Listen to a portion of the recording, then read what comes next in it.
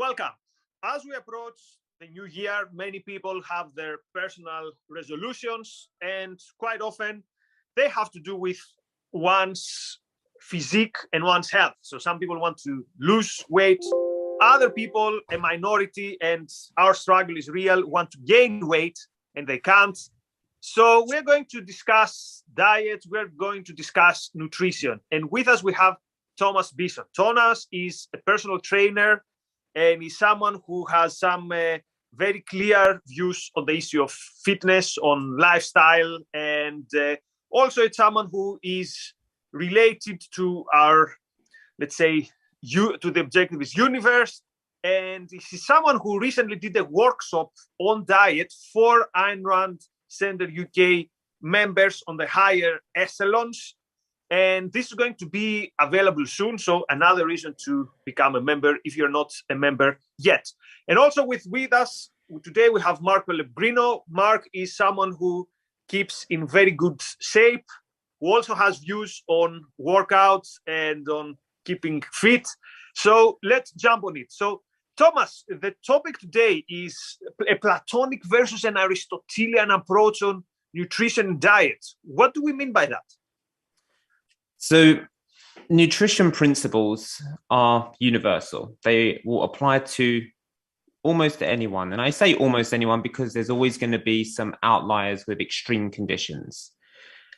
The difference between the Platonic to Aristotelian side is in what order are you prioritizing this? Are you prioritizing the principles first and then your own life? Or are you going to prioritize your own life first and then look at what principles apply directly to you? It's something I like to call the quality of life equation. Okay, so to give an example on that, so let's say someone says, I want to become, to gain muscle. Mm-hmm. And the typical bro science, at least 10 years ago, was go for 5 small meals and or eat eat a lot of carbs. And let's say I start doing this. So how do I judge if this is good for me or if this is not good for me? Do I judge by the results or do I judge by how does this make me feel? Or is it that, well, the results matter and, stick with it? So for example, often we see bodybuilders videos and they say, yeah, you're going to feel like throwing up, but you have to go through it. This is what it is about and things like, is this a good approach? So do we go for results or do we go for how do I feel this in terms of my digestion or whatever? That's a great question. And one in itself, which can spawn countless answers. Because the moment you say, putting on more muscle, the very first question I have to ask you is, more muscle for what? Are you looking to use that muscle for a sport? Are you looking to use that muscle for aesthetic reasons? Are you looking just to build more muscle so you are better protected around your joints and have greater mobility? And then depending on which one of those, it will lead you further and further down. Because here's the thing. Too often people look at people in the fitness world, like people with ripped six packs. And Mark, I'm sure you've seen plenty of them in the acting world as well. There's a certain image that's to be expected.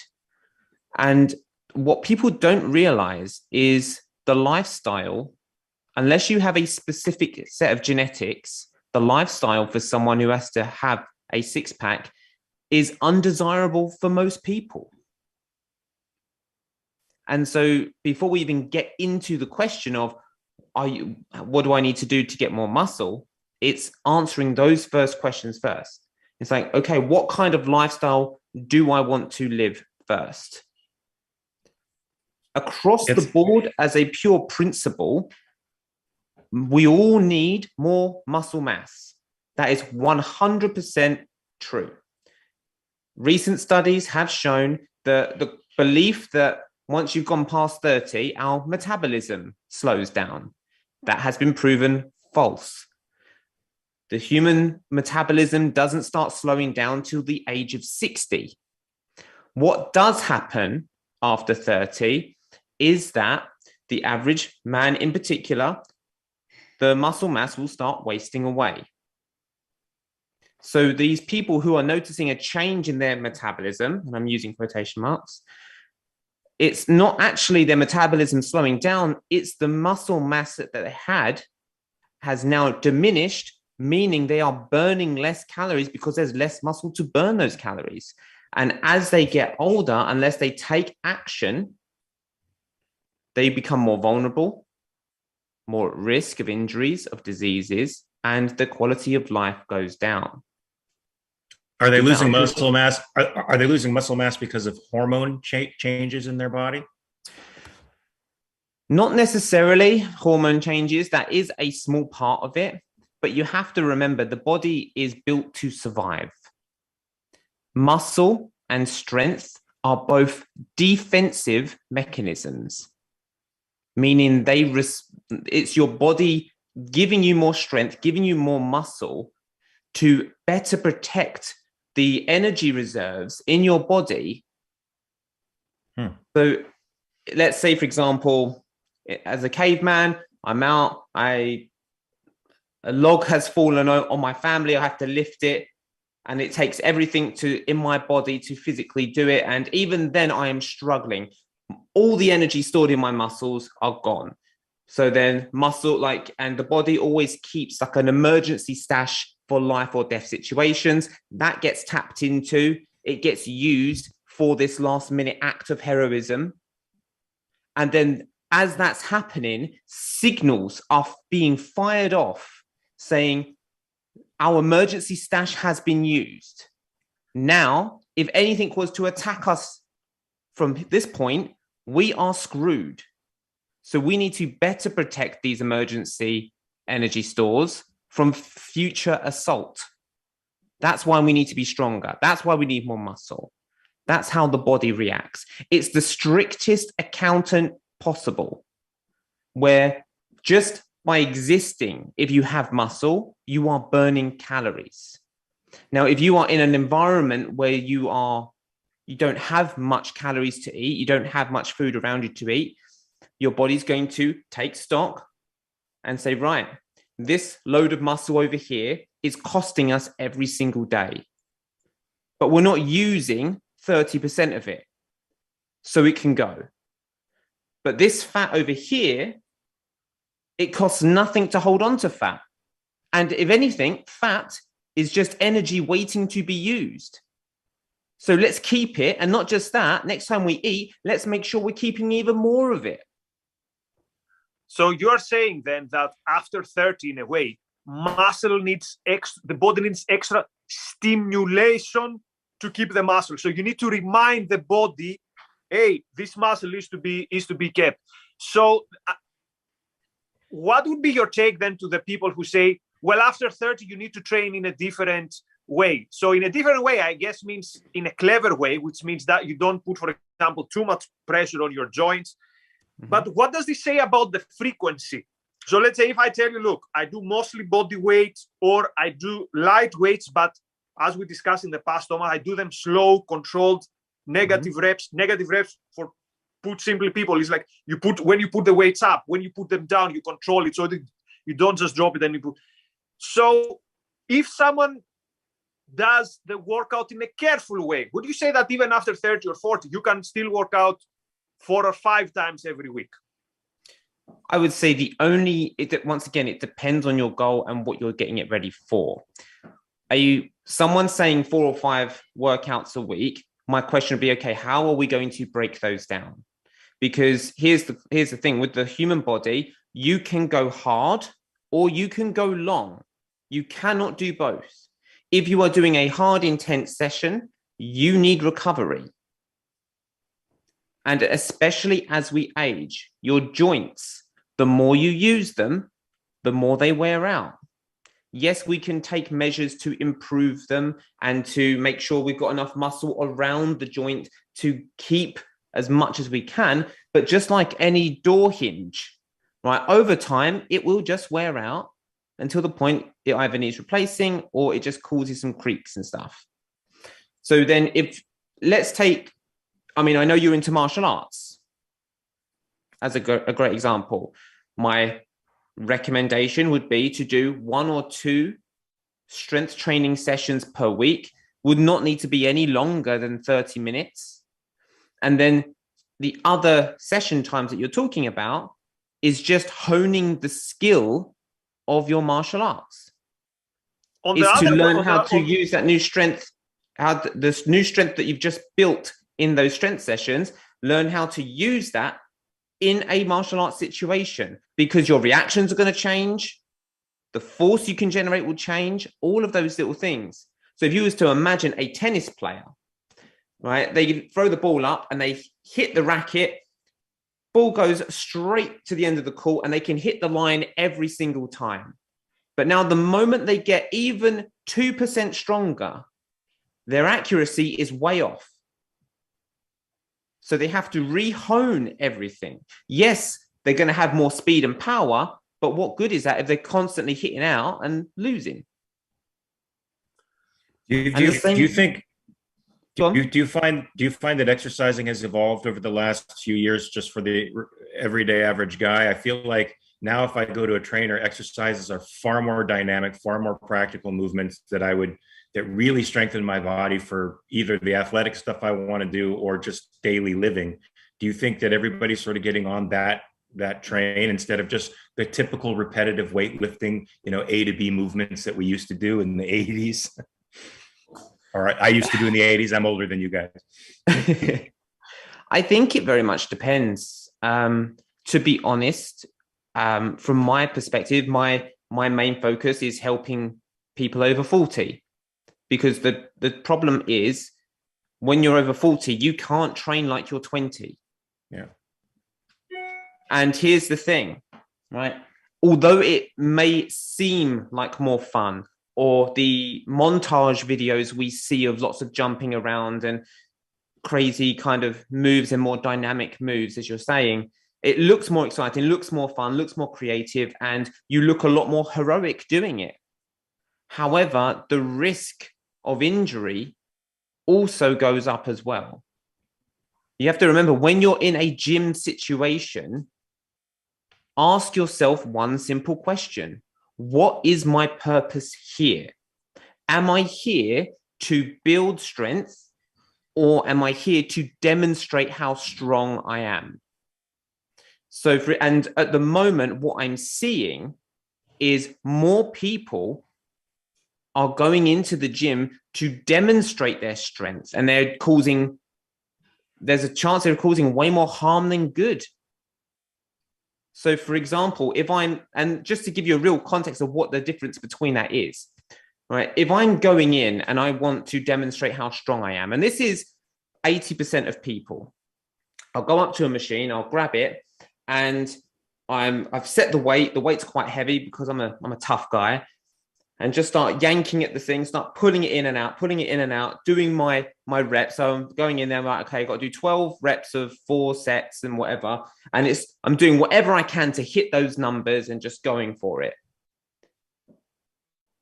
At that point, as things get tougher and tougher, because I'm fatiguing, every time I have to move that weight, I'm using energy that takes time to be replenished. So with every repetition, I'm getting weaker, meaning my form is breaking down. And if I'm now thinking about just hitting the numbers, then all of this starts to come into action. I'm putting my body at far more risk. And the older you are, the more at risk you are as well, because your body is a lot less forgiving, a lot more wear and tear. Whereas if I go in and I think, right, I'm here to build strength. So when I go in and work out, I don't even count reps or anything. The weight I work with is relatively light. My goal is to push myself to failure, to that point of forced adaptation. So everything is slow and controlled. I just time how long one exercise will take me.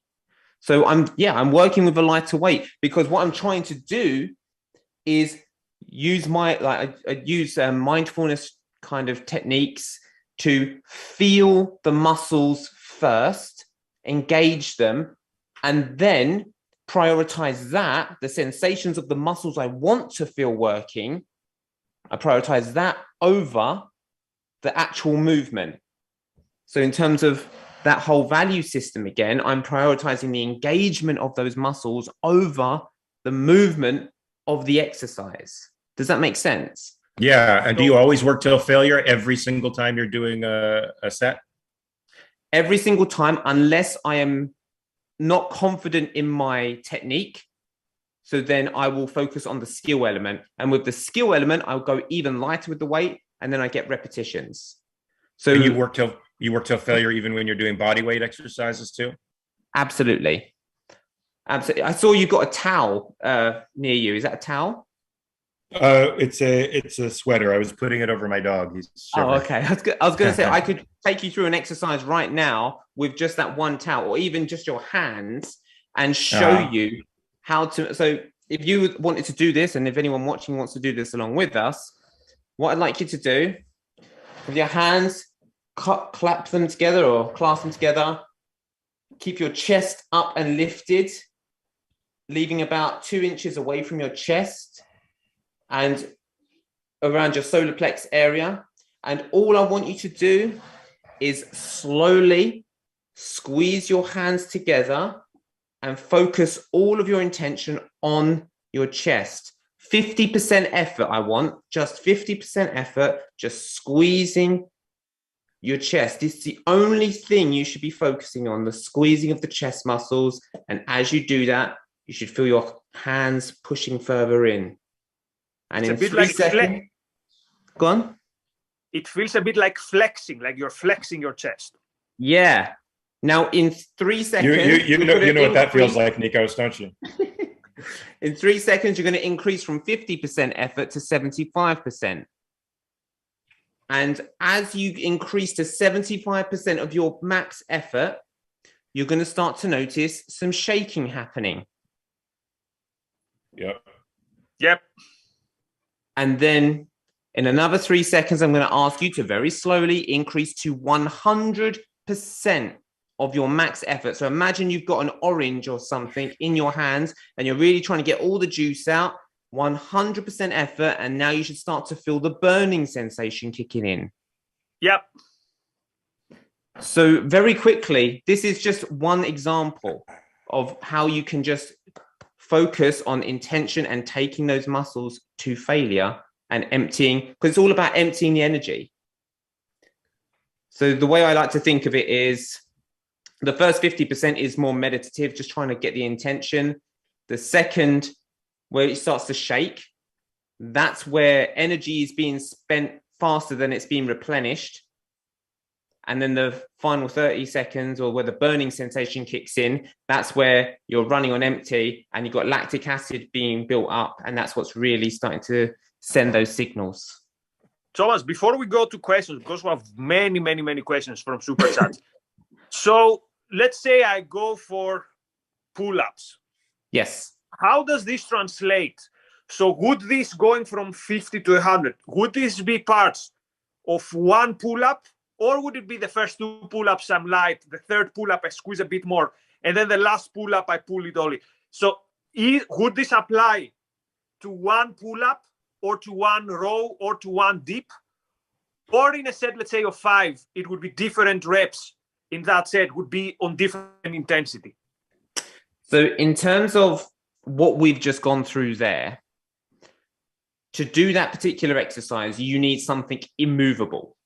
You need to be working against something immovable. That exercise that we've just done is called a timed static contraction, or a TSC for short.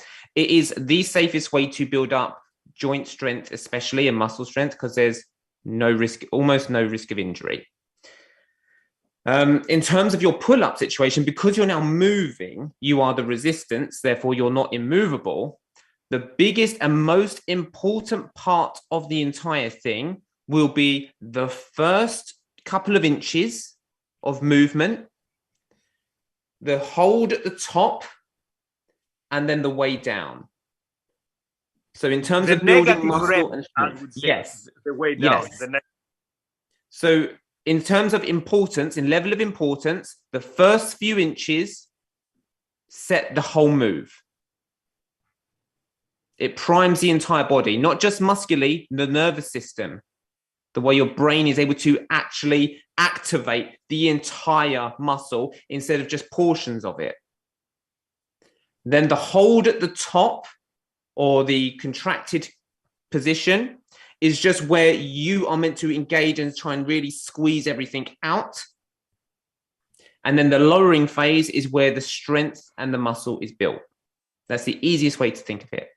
So in a way, a good workout, a good set would be maybe 2 pull-ups, whereas otherwise you do 10. Maybe when you do it this way, a good set might be 2 or 3 reps. I would say forget the reps. Forget the reps. It's about what it takes to push those muscles to that point. Yeah. And I remember people, so one day I posted on Instagram, first time in my life I did 10 pull-up reps, and here is Thomas on the comment saying, hey, but can you hold on top for a couple of seconds? Like, well, okay, there goes my flexing. So Mark, so you don't use reps as a standard of measurement at all. No. The only reason I would use repetition. How do you keep track of your progress then? I mean, wouldn't in your mind you'd be saying, I progressed because I used to do 1 perfect pull-up like that. Now I do 5 perfect pull-ups like that. So the only reason I would use reps as a measurement is when it comes to skill building. Now, much like habits as well, habits need repetition. That's what determines whether the habit will take hold or not. So whenever you're working on technique, there needs to be low intensity and just lots of repetitions, just so you feel like you've got everything in place. When it comes to the strength training side, I personally would use time as my thing, time under tension. Okay. And I work, Doug McGuff's Body by Science has a great rule in there. So if you can't do more than 45 seconds, then whatever it is you're doing, even if it's body weight, it's too hard for you, or too heavy if it's weight. So for example, if I'm doing a push-up from the floor, and here's the crazy thing, right? If I'm doing a push-up, that a normal push-up that you have in your mind, that's considered level 5. A level 1 push-up is me standing against the wall and just focusing on that. Right. So right. there's many progressions and regressions to go through. So if you can't do 45 seconds, then that's a sign. It's either it's too heavy for you, or you need to find a regression in the exercise. More than 2 minutes, that's when you can increase and aim to increase it by about 10%. But obviously the heavier the weights get, then it's just smaller and smaller increments. I love that. I love that standard of measurement, because if you're in a survival situation, it's the time under stress that you need to be worried about, not repetitions. It's how long can I take this stress? That's great. And it's really, really important to remember as well, not get pulled into this false dichotomy where people think, oh, how fit are you? Or how fit is this person in compared to this person? Or how strong are you compared to that person? You must always think, okay, fit for what? A marathon runner will always lose to a sprinter, right? It's all about what you're conditioned for. And that's where it comes down to skill versus strength. Okay, gentlemen, I need to go to super chats because I don't think we ever had so many super chats. So thank you, Roland, for the kind comments. Alison says, body hurts when there is no fat in the body, very painful. Marlon with $5. Thank you, Marlon. I'm 68, 5'7", 130. I assume, what's the thing you have in the US? Not kilos, obviously, the other thing. Pounds? I need more muscle for balance and to protect my osteoarthritic joints. Thoughts? I do high intensity, super slow, once per week. So 68, 130 pounds. She needs muscle, and she's doing a high intensity, but very slow, once per week. So just because it was cutting in and out a little bit, has some arthritis issues, is currently doing super slow once a week. What is it she wants to know? If this is a good routine and she needs muscle. It is a good routine, 100%. The one thing I would say is definitely get yourself a full body scan, because you have to be able to track exactly what, if you're intending on building more muscle, you have to know if you're getting more muscle. One of the best ways to do that is to do like a full body scan. Some people will go for in-body machines, or the gold standard would be a DEXA scan, where it's like a full X-ray experience where they'll do the whole body composition and will be able to tell you exactly where you are. But you need something to be able to constantly compare it to. And hopefully you should be feeling, like if you've got arthritis, you should be feeling smoother movements as you're going as well. So, but if you have any other questions more specific, I'd be happy to answer them. Yes, and Marilyn specifies that she works with a trainer, and working around her joints is a challenge, but that's why she does these things. Kirk says the door hinge is not a perfect analogy because the bones are dynamic. Strength building doesn't just build big muscles, but also stronger bones. Would you agree with that? Strength training does build stronger muscles and stronger bones. It does do that. What was the challenge with the hinges, the door hinges? I assume that the door hinges can get better, whereas the bones can get better. Yeah, but a joint, it's all about the ligaments and the tendons between them. And ligaments don't have any blood flow to them. So once a ligament, so imagine a piece of rope over a cliff face, like a ligament with no blood flow can't really repair itself. That's why in soccer, if someone's ACL ligament gets taken out, like that's almost a career ender because it's major surgery. And in terms of a joint, I use the door hinges because that is just a normal open and closed joint, much like the elbow or the knee. But actually not the knee. The knee's has got some rotation in it as well. So I'd say more the elbow in that regard. But yeah, I could be wrong if he's certain. So Sonia, thank you, and Tessie, thank you. Dave, in the least Christmassy message ever. Other than Brazilian Jiu-Jitsu and objectivism, everything sucks. We agree at least that Brazilian Jiu-Jitsu and objectivism do not suck. Timmy the Tiger, thoughts on Mike Menzer heavy-duty training?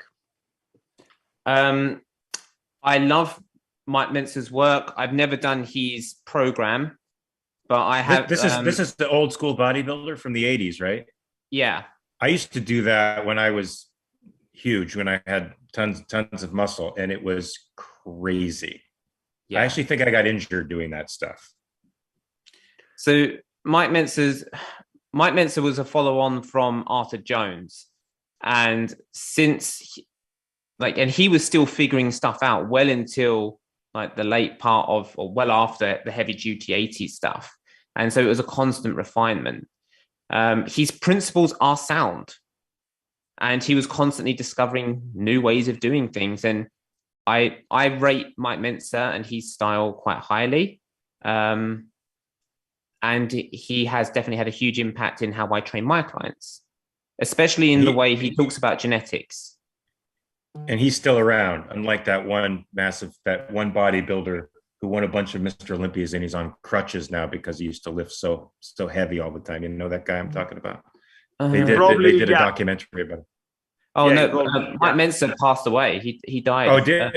Yeah. Okay, Mike Menzer's gone. All right. Yeah, almost his whole family's gone because they had a genetic heart condition or something.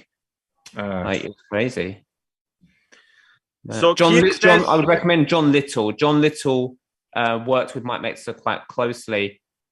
He's also a really good source to read from as well. Somebody who's 56, like me?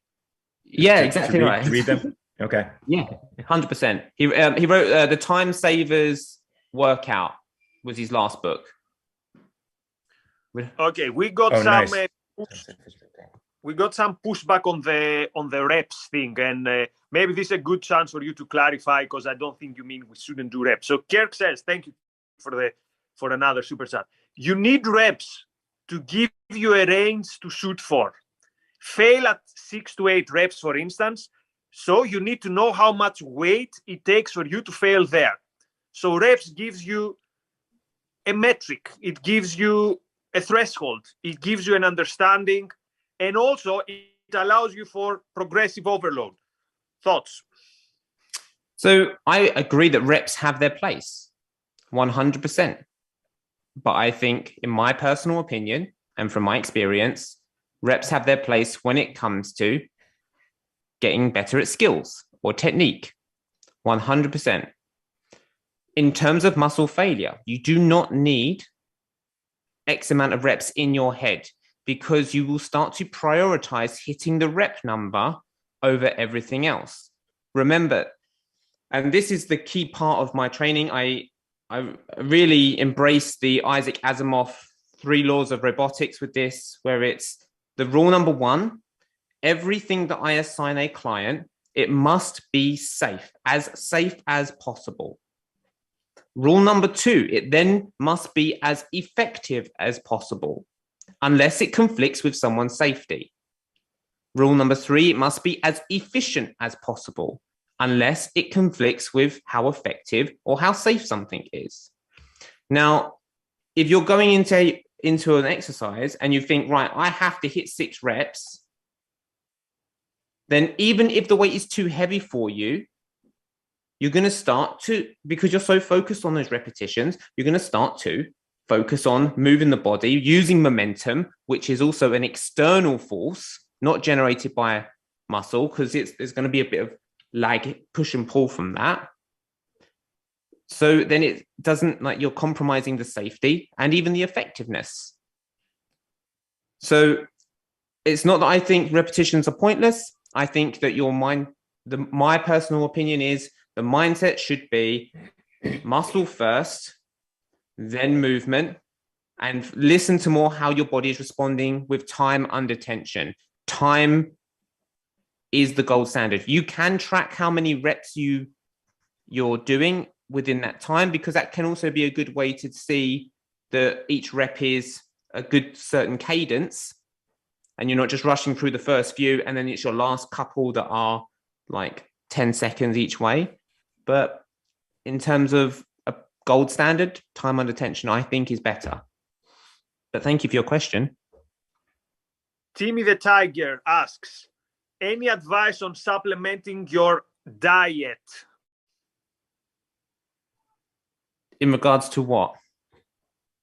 I assume vitamins, maybe protein, creatine. Before I would even look at supplements, I would focus a lot on what the primary diet is like. Are you getting enough protein? Are you getting enough energy? By energy, I mean carbs and fats. And from there, any kind of extra vitamins or minerals, I would suggest getting blood tests done first, because if you start mixing, some things don't mix that great and can actually cause more harm, and can also cause some hormonal imbalances as well. Okay. Can you give an example of what perhaps would do that kind of, cause that kind of issue? So I know that some of the B vitamins don't mix well with others. I don't know which one specifically at this moment, but I do know it's usually the B vitamins that can cause a bit of a havoc. Okay, but things like D and zinc, for example, and C, that particularly with COVID, I take them, and my blood tests are good. Having said that, last year and this year, I was doing a lot of exercise in the sun, that in a way was a bit like sunbathing, and taking a lot of D, not too much, but a lot. And in my blood test, D was in a good point, but not as high as I would expect. So I think I encourage people to check their D from what I heard, obviously not an expert. So 100%. Absolutely. Sorry? Especially if you are darker skinned or especially black. So I've got a couple of black clients who, upon like when meeting them, and I take them through like a bit of a psychological questionnaire,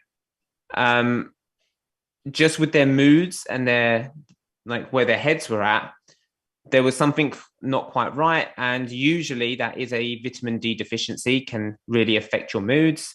And when they got their blood tests done, they were so low that they were like considered danger zone of lacking of vitamin D. So obviously you have to remember, the whiter your skin, the easier it is to soak in vitamin D from the sun. The darker your skin, the harder it is. You have to be out there and be more exposed longer. So Nikos and I, if we are both in the sunshine, I'm going to get way more vitamin D than you, just because naturally my skin is way paler and it's way more absorbent. So interesting questions today. Sosbot, thank you very much for your contribution. Patrick Bateman, the guy from American Psycho, said in the movie that he could do 1,000 abdominal crunches. Is that plausible? If it's plausible, is it advisable? I mean, the only reason to do 1,000 crunches is because you enjoy doing 1,000 crunches. If you're looking for the most efficient and effective way of getting abs, then no. But if you enjoy the routine of, like Patrick Bateman did, if you enjoy no, I'm thinking of the who's the other one? The Christian Bale character. If you're like him, and you just enjoy the routine of having 1,000 crunches, then go for it. Okay, but now we have to ask you. So, what do you think is the best abs exercise, if not crunches? Is it plank? No. In my opinion, and this is going to be extraordinarily controversial, it is going to be like a hanging leg raise. Because the main thing is that, you know, the V that you see on all the fitness models and stuff, that's called the transverse abdominis. Now that muscle is connected to the top of your hips and around your hips, and they go down into your legs. Like it's that muscle which is almost responsible for you being able to lift your knees up. So by doing that, you're hitting all the lower ones, and by just holding yourself still, you're also keeping tight the obliques and all the other tight ones. But word of caution, though, you have to be reasonably flexible to do that. When I was very merely raising the legs, I would have back pain. With stretching and yoga, I got a bit better, and it's a good exercise indeed. Once again, that exercise I just said, that's like level 5 or 6. So there is I would always say start at level 1, start at something that's really respectable, and make sure you're getting the repetitions in to practice the skill. In terms of this, it would be laying on the floor with your knees in a 90-degree angle and just moving your toes towards the floor and up, making sure you can keep your back flat into the ground so there's no gap in your spine. Just by doing that and just getting used to that as well. Okay, so, but go on, just quickly on the abs element, you have to also remember that abs are extraordinarily based on genetics. So when you see people with like perfect abs, or you see people with like mismatched abs and twisted almost, that's just the cards you've been dealt. It's nothing you're doing wrong. That's just the way your body is put together. Okay, the producer is reminding me we have to go to Clubhouse. So one last question, and then we reconvene in Clubhouse.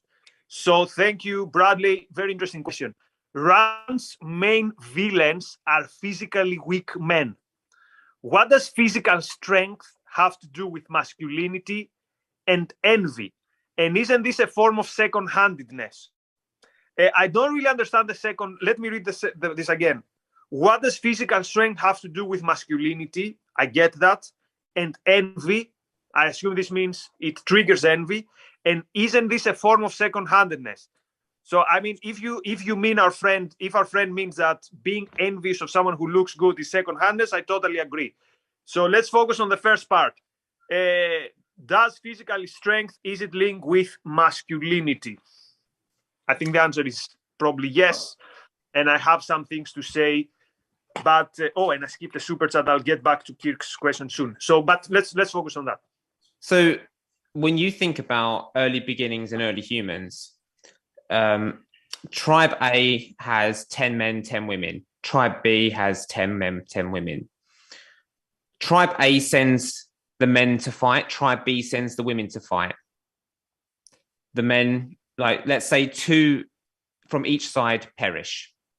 So they go back to their tribes.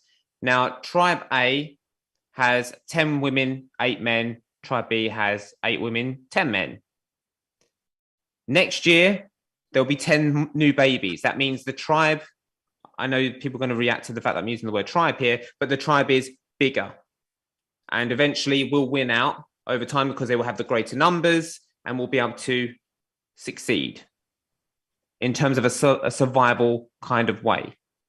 Women are genetically more valuable than men. You can take one man can impregnate 10 women, right? That's the core basis of it. So being able to be physically strong and be able to protect what is important to you, which at that time was their tribe, that is where the physical strength comes into it. And as we've gone on, it's being able to overcome challenges. Predominantly, mostly, I mean, it's only now in our recent history that our bodies have not needed to be as strong. And people have been able to be weaker physically. Otherwise, they would have died out even longer ago. And that's just my opinion. I'm sure there are plenty of people that will challenge me on it. And I hope you do, because I need to learn as well.